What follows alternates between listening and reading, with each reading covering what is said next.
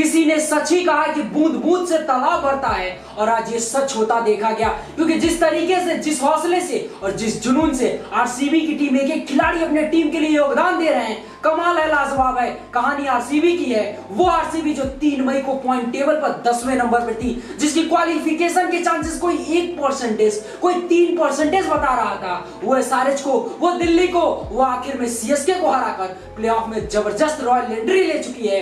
वो आरसीबी जिसने बेंगलोर को बेंगलुरु होने पर मजाक उड़ रहा था, वो आरसीबी दुनिया में मजाक उड़ाया जा रहा था। लेकिन ये कहानी रातों रात नहीं हुई है, ये कहानी हुई है क्योंकि खिलाड़ियों ने टीम को अहमियत को समझा। इन 5 खिलाड़ी जिनका जिक्र करने वाले हैं हम, और आरसीबी की किस्मत को बदल दिया। पहला नाम जो है हमने वो कैमरन ग्रीन का लिया। Cameron green is the impact player, बड़ा मैच खेला और सीएसके के सामने मैक्सवेल कार्तिक के ऊपर बल्लेबाजी करने आए और 17 बॉलों में 38 रन मारे, 3 चौके 3 छक्के, 225 के स्ट्राइक रेट से बल्लेबाजी करने आए। तो 13 ओवर में 113 रन था, 2 विकेट पर, और जब आए थे तो 20 ओवर में 218 रन पर 5 विकेट थे।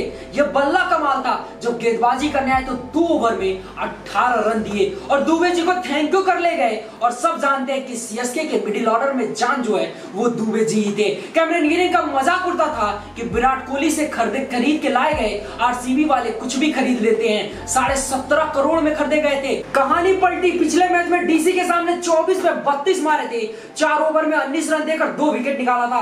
पंजाब के सामने 27 पे 46 मारे थे और गुजरात के सामने अच्छी गेंदबाजी की थी। दूसरा नाम विल जैक्स का है और ग्रैंड मैक्सवेल को ड्रॉप करके विल जैक्स को खिलाया जा रहा था और विल जैक्स कमाल कर रहे थे। विल जैक्स और आरसीबी अपनी उम्मीदों को खो रही थी। तब 41 बॉलों पर 100 रन मार दिए थे। उस खिलाड़ी ने केकेआर के सामने 32 पे 55 मार दिए थे, लेकिन जो जीटी के सामने 43 पे 100 रन आया और 5 चौके 10 छक्के मारे थे। उस मैच में आरसीबी को यकीन कराना सिखा दिया था कि जीत हो सकती है, और यही असर था कि बाद में मैक्सवेल भी लौटे तो क्या कमाल लौटे।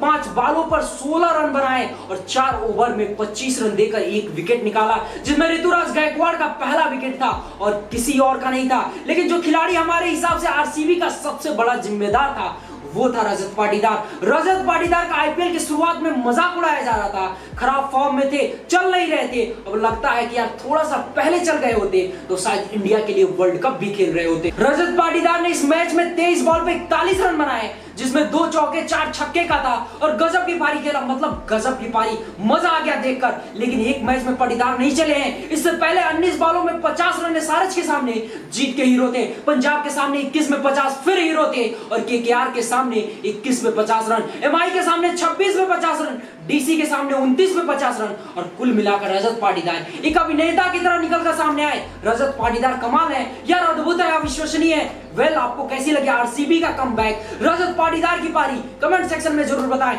और ऐसी जानकारी पाने के लिए हमारे पेज को फॉलो करें और यूट्यूब चैनल को सब्सक्राइब जरूर कर लें। धन्यवाद, जय हिंद।